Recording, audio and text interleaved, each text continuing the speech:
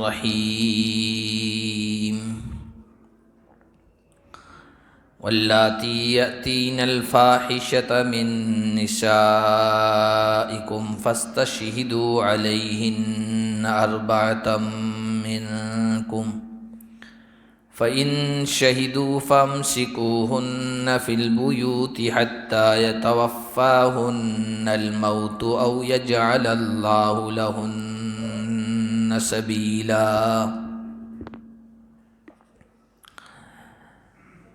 آج کے درس کا آغاز ہم اللہ کے فضل و کرم سے سورہ نساء کی آیت نمبر 15 سے کر رہے ہیں۔ ان آیات میں معاشرتی احکام، زندگی گزارنے کے سلسلے میں کچھ ہدایات، تعلیمات اللہ تعالیٰ نے بیان فرمائی ہیں، رشتوں کے بارے میں کچھ بتایا ہے اور کچھ گناہوں کی سزا کے بارے میں بتایا ہے۔ جو آیت سب سے پہلے پڑھی ہے اس میں اگر کوئی عورت جو شادی شدہ ہو اور وہ زنا کاری و بدکاری کر لے تو اس کے سلسلے میں کیا حکم ہے وہ اللہ نے بیان فرمایا ہے۔ واللاتی یاتین الفاحشۃ من نسائکم، اور جو عورتیں تمہاری عورتوں میں سے بے حیائی کا، برے کام کا ارتکاب کر لیں تو ان پر تم میں سے 4 گواہ بنا لو۔ وہ 4 آدمی ہوں گے، مرد ہوں گے، عاقل، بالغ اور دیندار۔ اگر وہ اس کی زناکاری اور بدکاری کے سلسلے میں گواہی دے دے تو پھر اس کے سلسلے میں حکم یہ فَأَمْسِكُوهُنَّ فِي الْبُيُوتِ، ایسی عورتوں کو گھروں میں بند رکھو، ان کے باہر جانے پر پابندی ہوگی، کسی سے ملنے نہیں دیا جائے گا، یہاں تک کہ انہیں اسی حالت میں موت آ جائے، او یجعل اللہ لہن سبیلا، یا اللہ ان کے لیے کوئی اور راستہ نکال دے۔ یہ پہلے حکم تھا کہ کوئی عورت برائی کا ارتکاب کر لے اور گواہوں سے ثابت ہو جائے تو اس کو گھر میں بند کر دو، نظر بند کر دو۔ لیکن چونکہ اللہ نے یہ بھی کہا کہ آگے اللہ تعالیٰ ان کے لیے کوئی اور راستہ نکال دے، وہ راستہ کیا ہے اس کے سلسلے میں دوسری آیات اتر گئی ہے۔ وہ راستہ یہ نکالا گیا کہ یہ برائی کا ارتکاب کرنے والے اگر غیر شادی شدہ ہیں تو ان کے لیے سزا یہ ہے کہ 100 کوڑے لگائے جائیں، مرد یا عورت، اور اگر شادی شدہ ہیں اور ان کی زناکاری ثابت ہو جائے تو ان کے لیے راستہ یہ نکالا گیا کہ ایسے مرد اور عورت کو سنسار کر دیا جائے، پتھر مار مار کر ہلاک کر دیا جائے۔ تو اب آخری جو حکم ہے وہ ہے جو سورہ نور میں ہم پڑھیں گے 18ویں پارے میں، کہ اگر غیر شادی شدہ ہیں 100 کوڑے لگائے جائے، شادی شدہ ہیں تو ان کو سنسار کر دیا جائے۔ اب گھر میں بند کرنے کا یہ مسئلہ نہیں۔ تو پھر آپ کہیں گے کہ یہ آیتیں یہاں قرآن میں کیوں رکھی گئی، ہٹا دی جاتی؟ تو اصل بات یہ ہے کہ قرآن پوری انسانیت کے لیے ہدایت ہے۔ سنسار کرنے کا حکم ہر جگہ تو نہیں چلے گا، ہر جگہ اس ملک کا جو قانون ہے اس اعتبار سے چلیں گے۔ اسلامی حکومت ہوگی وہاں سنسار کیا جائے گا، کوڑے مارے جائیں گے۔ اور بہت سارے مسلمان ایسے ہیں جو غیر اسلامی ملکوں میں رہتے ہیں، بہت سارے نام کے اسلامی ممالک ایسے ہیں جن میں اسلامی قانون نافذ نہیں ہے، اسلامک لا نہیں ہے، وہی جمہوری سیکولرزم انداز چلا رہے ہیں۔ تو پھر یہ آیات رکھی گئی تاکہ وہاں کی صورتحال میں مسلمان ان آیاتوں پر عمل کر سکیں۔ بھائی وہ قانون تو نافذ نہیں کر سکتے، کوڑے نہیں لگا سکتے اور سنسار نہیں کر سکتے، تو ایسی بدکار کا ارتکاب کرنے والوں کے ساتھ پھر یہی طریقہ اختیار کیا جائے گا کہ بھائی انہیں گھر میں نظر بند کر دیا جائے۔ وَاللَّذَانِ يَأْتِيَانِهَا مِنْكُمْ فَآذُوهُمَا، اور تم میں سے جو کوئی اس برائی کا ارتکاب کریں تو ان کو تکلیف پہنچاؤ، ایسے کچھ سزا دو ان کو۔ یہ کن کے بارے میں ہے؟ بعض حضرات نے کہا کہ یہ اوپر ہی کا تذکرہ ہے، کوئی عورت اس طرح کا ارتکاب کر لے، اور بعض حضرات نے اس کا مطلب یہ نکالا ہے کہ قوم لوط کا جو عمل ہے، مرد مرد سے خواہش پوری کرے، اگر اس طرح، وہ تو مرد اور عورت کی برائی کا ذکر تھا، یہاں اگر مرد اور مرد آپس میں برائی کا ارتکاب کر لیں تو پھر ان کو سزا دی جائے، تکلیف پہنچائی جائے۔ کیا سزا دی جائے اس کے سلسلے میں علماء اور فقہا کے الگ الگ رائے ہیں، لیکن یہاں کہا گیا کہ ان کو تکلیف پہنچائی جائے۔ اب یہ جو حکمراں ہوگا، جو ذمہ دار ہوگا، مسلم جو قاضی ہوگا، اس کی ثوابدید پر اس پر چھوڑ دیا جائے گا وہ کیا سزا دیتا ہے، لیکن ان کو سزا دی جائے گی۔ اس میں بھی یہ ہے اگر وہ دونوں رضامندی سے غلط کام کر رہے ہیں تو سزا ملے گی، اگر کسی کے ساتھ زبردستی کیا گیا ہے تو جس کے ساتھ زبردستی یہ غلط کام کیا گیا اس کو سزا نہیں ملے گی، کرنے والے کو سزا ملے گی۔ عورت کے سلسلے میں بھی یہی مسئلہ ہے اسلامی، اگر کسی عورت کے ساتھ زبردستی زنا کیا گیا، بدکاری کا کام کیا گیا ہے، شریعت اس کو سزا نہیں دے گی، مرد کو ہی سزا دے گی۔ فَإِن تَابَا وَأَصْلَحَا فَأَعْرِضُوا عَنْهُمَا، اگر یہ دونوں توبہ کر لیں اور اپنے آپ کو ٹھیک کر لیں، اپنی اصلاح کر لیں تو ان سے منہ پھیر لو، پھر نظر انداز کرو، ان کو اگنور کرو۔ اپنی اصلاح کر لی، توبہ کر لی، گناہ کرنے کے بعد تو اب ان کو طنز تعریض کا نشانہ نہ بنایا جائے، ان کو رسوا نہ کیا جائے، بار بار ان کی اس بد فعلی کا تذکرہ کر کے ان کو تکلیف نہ پہنچائی جائے۔ کیوں؟ ان اللہ کان توابا رحیما، انہوں نے اپنی اصلاح کر لی ہے، توبہ کرنے کے بعد، گناہوں پر شرمندہ ہونے کے بعد اور آئندہ نہ کرنے کا عزم اور ارادہ کرنے کے بعد آدمی ایسا ہی ہے جیسے اس نے کوئی گناہ کیا ہی نہیں۔ حدیث میں آیا التائب من الذنب کمن لا ذنب لہ، گناہ سے کوئی بھی گناہ کیوں نہ ہو، یہاں تک کہ کفر و شرک جیسا گناہ، زناکاری و بدکاری تو بات کی بات ہے، کفر و شرک کا گناہ اللہ کی نگاہ میں بہت خطرناک ہے، اس سے بھی اگر کسی نے توبہ کر لی ہے تو وہ ایسا ہے جیسے گناہ سے دھلا ہوا انسان، اس کا کوئی گناہ ہی نہیں تھا، کیونکہ اللہ تعالیٰ توبہ قبول کرنے والا ہے، رحم کرنے والا ہے۔ تو تم بھی اللہ کی صفت کو اپناؤ، اللہ جب اسے گلے لگا رہا ہے، اللہ جب اسے معاف کر رہا ہے، اللہ جب اس کے اپنی چادر رحمت میں ڈھانپ رہا ہے، تو تم پچھلے گناہ کے سلسلے میں ان کو تکلیف مت پہنچاؤ اور ان کو رسوا مت کرو۔ انما التوبۃ علی اللہ للذین یعملون السوء بجہالۃ، اللہ ان لوگوں کی توبہ قبول کرتا ہے جو برائی کا کام کرتے ہیں نادانی کی وجہ سے۔ سچا ایمان رکھنے والا کبھی گناہ نہیں کرے گا، پختہ یقین رکھنے والا، متقی، پرہیزگار، لیکن ایمان والے ہیں اتنا ایمان پختہ نہیں ہے، ایمان کی بیٹری کمزور ہے، تو وہ جہالت، نادانی، بیوقوفی کی وجہ سے ایسا کام کر جاتے ہیں۔ جیسے بعض مرتبہ ہوتا ہے انسان کو پتہ ہے یہ چیز بہت زہریلی ہے، یہ نقصان دہ ہے، اس کے بعد بھی زہر کا استعمال کر لیتا ہے۔ اسی طرح ایمان والے بھی شہوت کے غلبے کی وجہ سے، خواہش کے غلبے کی وجہ سے گناہ کا ارتکاب کر لیتے ہیں، اسی کو کہتے ہیں جہالت، اسی کو کہتے ہیں نادانی، لیکن گناہ کا ارتکاب کر لینے کے بعد انہیں احساس ہو جاتا ہے۔ دیکھیے انسان کے نیچر میں، انسان کی فطرت میں، اس کے مزاج میں اللہ تعالیٰ نے نیکی کا بھی جذبہ رکھا ہے، برائی کا بھی جذبہ رکھا ہے۔ انسان کی طبیعت اس طرح اللہ تعالیٰ نے بنائی ہے، وہ برائی کا کام بھی کر سکتا ہے، اللہ کی خوشنودی اور رضامندی کا بھی کام کر سکتا ہے۔ انسان کو اللہ تعالیٰ نے یہ اختیار دیا ہے۔ اب اگر برائی کے غلبے کی وجہ سے، شہوت اور نفسانی خواہشات کے غلبے کی وجہ سے اس نے ارتکاب کر لیا ہے، انسان ہونے کے ناطے سے ہو ہی جائے گا، وہ کوئی فرشتہ نہیں ہے۔ انسان سے فرشتوں والا تقاضا کرنا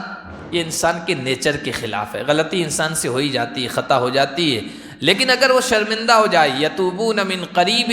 اللہ فرماتے ہیں فاولئک یتوب اللہ علیہم، اللہ ان کی طرف توجہ فرماتا ہے، ان کی توبہ قبول فرماتا ہے۔ کیوں؟ کان اللہ علیما حکیما، اللہ سب کو اچھی طرح سے جانتا ہے، اور اللہ حکمت و مصلحت والا بھی ہے۔ یہ اللہ کی حکمت و مصلحت کے خلاف ہے کوئی بندہ توبہ کر لے، اپنے گناہوں پر نادم ہو جائے، شرمندہ ہو جائے، اس کے بعد بھی اپنے دربار سے دھتکار دے، یہ اللہ کی حکمت مصلحت کے خلاف ہے۔ وَلَيْسَتِ التَّوْبَةُ لِلَّذِينَ يَعْمَلُونَ السَّيِّئَاتِ، جو گناہوں پر شرمندہ ہو جائیں اللہ ان کے لیے اپنی رحمت کا دروازہ ہر وقت کھولے ہوئے ہے۔ بازا ہر آنچ ہستی بازا، گر کافر و گبر و بت پرستی بازا، باز آ جا، چاہے تو کتنا بڑا گنہگار کیوں نہ ہے تو باز آ جا، اللہ کہہ رہے ہیں میری طرف آ جا۔ اگر کافر ہے، منکر ہے، میرے خدائی کو نہیں مانتا ہے، مشرک ہے، پھر بھی توبہ کر لے اپنے کفر و شرک سے، میں تیری توبہ قبول کر لوں گا۔ این درگہ ما درگہ نومیدی نیست، گر 100 بار توبہ شکستی بزا، میری بارگاہ نہ مایوسی اور نا امیدی کی بارگاہ نہیں، میں کسی کو مایوس نہیں کرتا ہوں کہ اب وہاں جانے سے کیا فائدہ، معافی تو ملے گی نہیں، اگر 100 بار بھی توبہ کر کے توڑ دیے نا پھر بھی باز آ جا، میرا دروازہ کھلا ہے۔ یہ اللہ کا علیمًا حکیمہ۔ اللہ فرما رہے ہیں جو گناہوں کا ارتکاب کرتے ہیں ان لوگوں کے لیے کوئی ہمارے یہاں توبہ نہیں ہے، ان کی توبہ قبول نہیں ہے، جو گناہوں کا ارتکاب کر رہے ہیں، باز بھی نہیں آ رہے ہیں۔ حتیٰ اذا حضر احدهم الموت، یہاں تک کہ جب ان پر موت کا وقت آ جاتا ہے، آخری وقت، تو اس وقت کہتا ہے انی تبت الآن، اب میں توبہ کر رہا ہوں، اب توبہ قبول نہیں۔ اس سے پہلے تک وہ حدیث میں آیا نا کہ اللہ تبارک و تعالی بندے کی توبہ قبول فرماتے، ان اللہ یقبل توبۃ العبد ما لم یغرغر، جب تک غرغرے کی کیفیت نہ ہو، آخری جو وقت ہوتا ہے غرغرے کا، اب سانس نکلی تب سانس نکلی، اس وقت انسان توبہ کرتا ہے، ایسی توبہ اللہ کے ہاں قبول نہیں ہے۔ اگر وہ مومن تھا، ایمان والا تھا، گناہ ہی پر گناہ کیے جا رہا تھا، اب توبہ کر رہا ہے، توبہ قبول نہیں۔ اگر کافر تھا، اب کفر شرک سے توبہ کر رہا ہے، توبہ قبول نہیں۔ کیوں؟ اس وقت جب غرغرے کی کیفیت ہوتی ہے نا، وہ جو اللہ کا غیبی نظام ہے وہ اس سے پردہ ہٹ جاتا ہے، انسان دیکھ لیتا ہے اس کو، اور اللہ کو جو ایمان مطلوب ہے وہ غیبی نظام کے کھلنے سے پہلے ایمان بالغیب کہتے ہیں نا، ایمان الذین یؤمنون بالغیب، جو اللہ کی غیبی چھپی ہوئی طاقتیں ہیں ان کو دیکھے بغیر اللہ پر ایمان لے آئے، یہ ایمان مطلوب ہے۔ اور جب آخری وقت ہوتا ہے نا تو اللہ کی وہ ساری قدرت کے نظام بندہ دیکھ لیتا ہے آخری غرغرے کی کیفیت میں، اس وقت توبہ قبول نہیں ہے۔ وَلَلَّذِينَ يَمُوتُونَ وَهُمْ كُفَّارٌ، اور نہ اللہ ان کی توبہ قبول فرمائے گا جو کفر کی حالت میں اس دنیا سے جا رہے ہیں، یہاں تک کہ اگر آخرت میں بھی وہ پہنچیں گے نا اس وقت کہیں گے پروردگار اب ہم توبہ کرتے ہیں، اب ہم نے مان لیا، اب ہم نے آنکھوں سے دیکھ لیا، اب ہم توبہ کرتے ہیں، توبہ قبول نہیں۔ آنکھوں سے دیکھنے کے بعد کوئی توبہ قبول نہیں، کیوں کہ اس دنیا میں لوگ انکار کر رہے ہیں جنت کا، جہنم کا، حساب کتاب کا، کیونکہ کوئی چیز وجود میں نہیں ہے، سامنے نہیں ہے، ایسی چیزوں کا لوگ انکار کر دیتے ہیں، ان کے سمجھ میں نہیں آتی ہے کہ یہ کیسے ہوگا، لیکن وہ چیز وجود میں آ جاتی ہے نا تب لوگوں کو سمجھ میں آتا ہے کہ ہاں یہ چیز ہے، حقیقت ہے، کل قیامت کے دن سب سامنے آ جائے گا تو اس وقت مان لیں گے، لیکن اس وقت کے ماننے کا کوئی فائدہ نہیں ہوگا۔ ایسے لوگوں کے لیے ہم نے دردناک تکلیف دہ عذاب تیار کر رکھا ہے۔ یا ایھا الذین آمنوا لا یحل لکم ان ترثوا النساء کرہا، آگے اللہ تعالیٰ نے زمانے جاہلیت میں بہت ساری چیزیں رائج تھیں، ظلم کی، زیادتی کی، ناروا سلوک کی، اس کی بہت ساری شکلیں تھیں، عورتوں کے ساتھ ظلم و زیادتی کی بہت ساری شکلیں تھیں، ان کو اللہ نے بیان فرمایا ہے اے ایمان والو تمہارے لیے جائز اور حلال نہیں ہے کہ عورتوں کے وارث بن جاؤ زبردستی۔ زمانے جاہلیت میں ایک رواج یہ بھی تھا، باپ کا انتقال ہو جاتا تھا، اس کے پیچھے وہ اپنی بیوی کو چھوڑ کے گیا ہے تو اب اس کی سوتیلی جو اولاد تھی نا ہوتی تھی، کیونکہ عرب لوگ کئی شادیاں کرتے تھے، آج بھی ہے عربوں میں، سوتیلی اولاد جو ہے اس عورت پر چادر ڈال دیتی تھی، اس کو اپنے قبضے میں لے لیتی تھی۔ اب اس کو اپنے وہ بڑے سوتیلے بیٹے کی وراثت سمجھی جاتی تھی، اس کی اجازت کے بغیر نہ کوئی شادی کر سکتی ہے نہ کوئی اور معاملہ کر سکتی ہے، وہ زبردستی اس عورت کو اپنے قبضے میں رکھتے تھے۔ کیوں رکھتے تھے؟ اس وجہ سے رکھتے تھے کہ اب یہ کہیں اور شادی کر لے گی تو زمین جائیداد جو کچھ بھی ہے شوہر سے وراثت میں ملا ہے یہ اور لے کے چلی جائے گی، اس لیے اور پھر اس میں یہ ہوتا تھا اگر اس سے نکاح کرنا جائز ہوتا تھا، جیسے جیٹھ ہے، دیور ہے،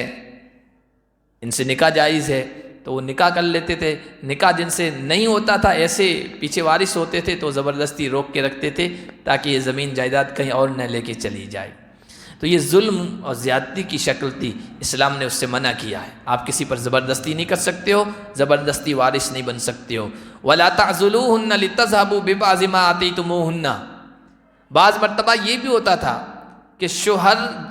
اپنی بیوی کو ناپسند کر رہا ہے، بیوی کی حیثیت سے اس کو اپنے ساتھ رکھنا نہیں چاہ رہا ہے، لیکن اس کو مہر دے چکا ہے، اس کو ہدیے گفٹ میں بہت سارا سونا چاندی دے چکا ہے، پہلے بہت کچھ دے چکا ہے، اس کو مال، کچھ زمین جائیداد اس کو دے چکا ہے۔ اب بیوی کی حیثیت سے اس کے حقوق بھی نہیں ادا کر رہا ہے، بیچ میں لٹکائے ہوئے رکھا ہے، نہ حق ادا کر رہا ہے اور نہ شوہر کی حیثیت سے اس کے ساتھ رہ رہا ہے۔ کیوں؟ اس کو زبردستی مجبور کر رہا ہے، مجبور اس پر کر رہا ہے کہ بھائی عورت اپنی طرف سے یہ کہہ دے کہ بھائی مجھے چھٹکارا دے دو، مہر جو دیا وہ بھی تمہیں دے دوں، زمین جائیداد ہدیہ گفٹ جو بھی میرے نام کیا میں واپس کرتی ہوں، مجھے چھٹکارا دے دو۔ تو اسلام نے کہا ان کو اس لیے روک کے مت رکھو کہ جو کچھ تم نے ان کو دیا ہے وہ لے لو، الا ان یاتین بفاحشۃ مبینہ، مگر یہ کہ وہ کھلی ہوئی بے حیائی کا ارتکاب کرے۔ کھلی ہوئی بے حیائی کیا ہے؟ ایک اس کی تفسیر یہ کی گئی ہے کہ عورت بہت ہی بد زبان ہے، بد کلام ہے، اور اس کی وجہ سے مرد ہمیشہ تکلیف میں رہتا ہے، یا یہ کہ بے حیائی کھلی ہی ہے کہ زناکاری اور بدکاری میں وہ مبتلا ہو جائے، اور پھر وہ یہ تک کہے تم سے کہ بھائی میں اپنا مہر جو ہے وہ تمہیں دے دیتی ہوں تو مجھے چھوڑ دو، عورت کی طرف سے پیشکش ہو اس کی اس غلطی کی وجہ سے، تو پھر تم چھوڑ دو ان کو مال لے کر اور ان کو جو کچھ دیا ہے وہ واپس لے کر۔ وَعَاشِرُوهُنَّ بِالْمَعْرُوفِ، لیکن یہ سب نہیں کر رہے ہو، بیچ میں لٹکائے رکھ رہے ہو، نہ بیوی کی حیثیت سے رکھ رہے ہو نہ آزاد کر رہے ہو، لٹکا کے رکھا ہے۔ تو قرآن کہتا ہے نہیں، عاشروہن بالمعروف، ان کے ساتھ اچھے طریقے سے زندگی گزارو۔ تم نے نکاح پڑھا ہے، تم نے عقد نکاح کیا ہے، رشتے میں بندھے ہو اور اس کو تمہارے پاس رہ رہی ہے، اچھے انداز سے ان کے ساتھ رہو، ان کے حقوق ادا کرو۔ فَإِن كَرِهْتُمُوهُنَّ، اگر تم انہیں ناپسند کرتے ہو، اس کی کوئی عادت، اس کی کوئی مزاج، اس کی کوئی طبیعت، اس کا کوئی کام تمہیں ناپسند ہے اور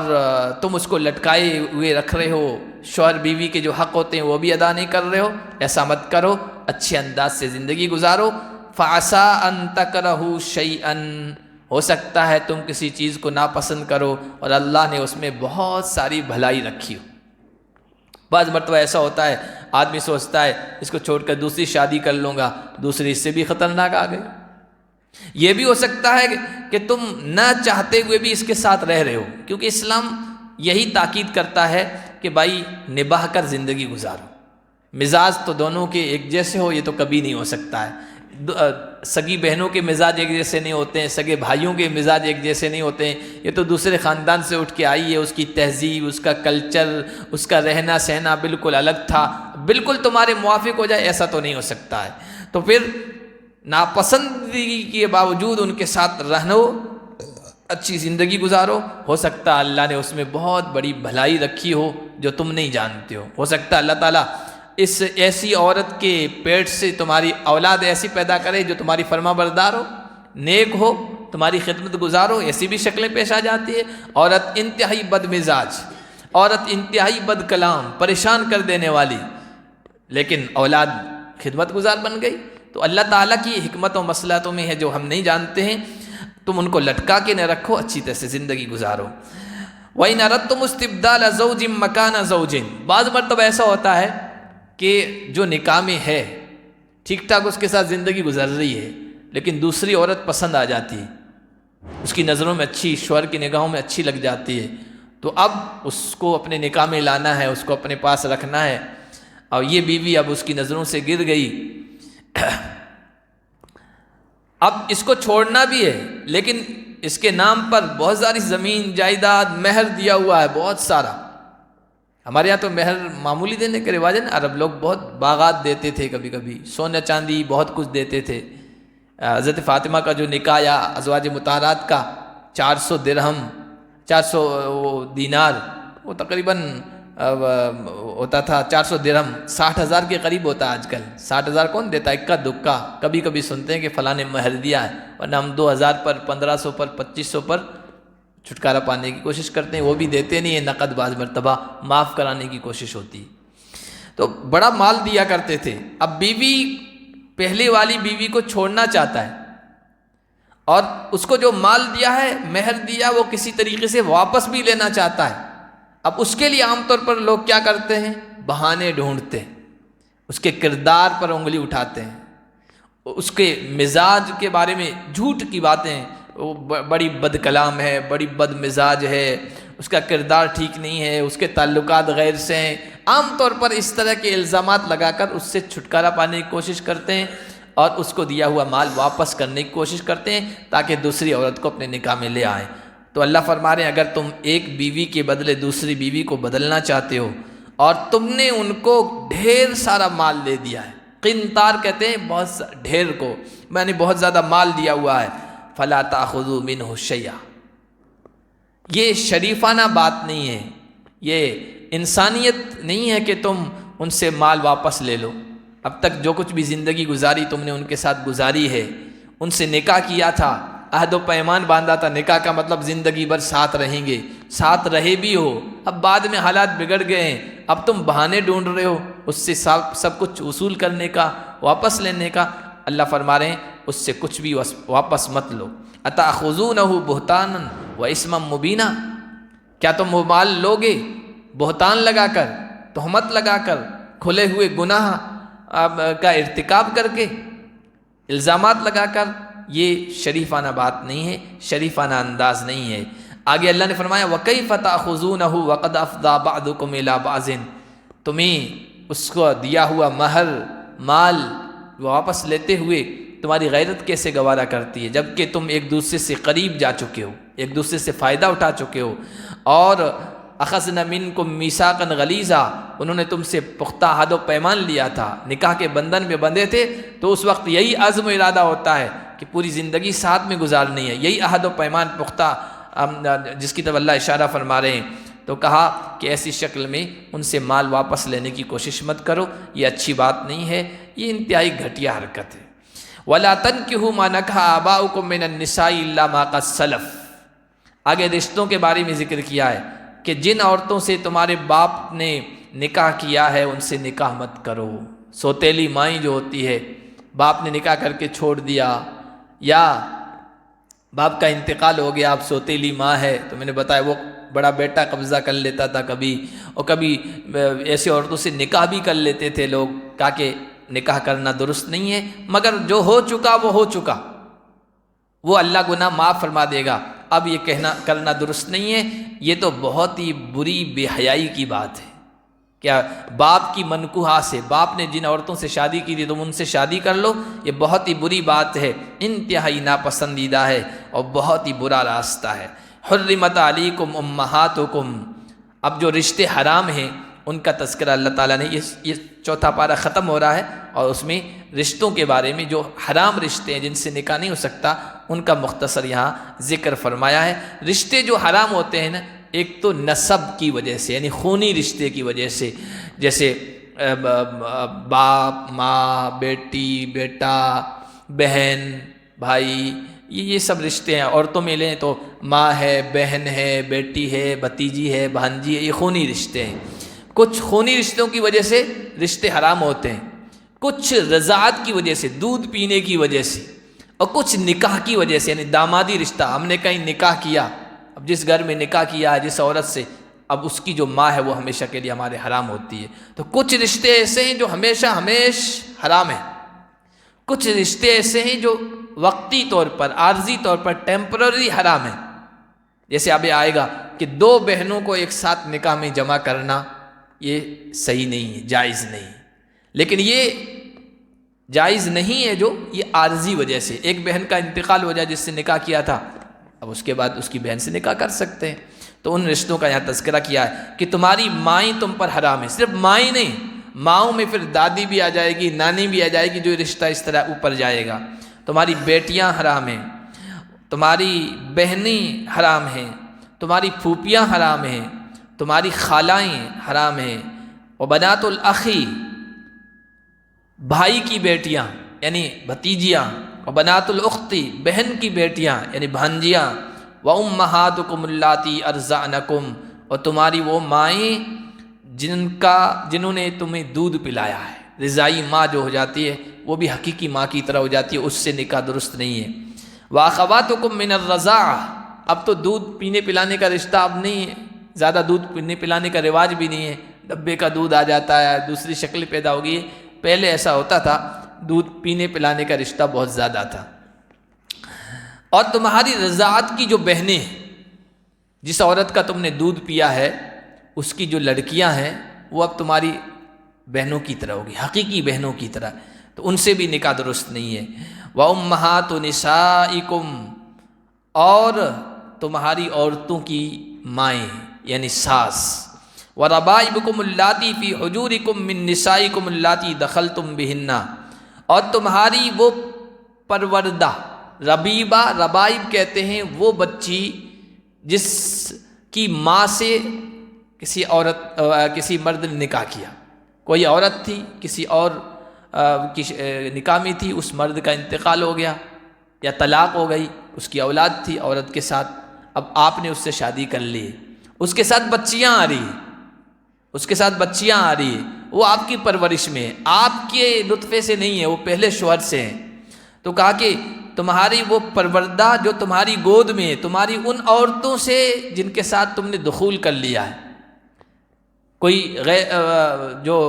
متوفا تھی یعنی بیوہ تھی اس سے آپ نے شادی کر لی، کوئی طلاق شدہ تھی اس نے آپ نے شادی کر لی، وہ اپنے ساتھ بیٹیاں لائی ہے پہلے والے شوہر سے، اور تم نے نکاح کر کے اس عورت کے ساتھ تعلق قائم کر لیا ہے، اب اس کی بیٹی سے جو پہلے والے شوہر سے، اس سے نکاح درست نہیں ہوگا۔ ہاں اگر تعلق قائم نہیں ہوا تھا، اس سے پہلے طلاق ہو گئی، رشتہ ٹوٹ گیا،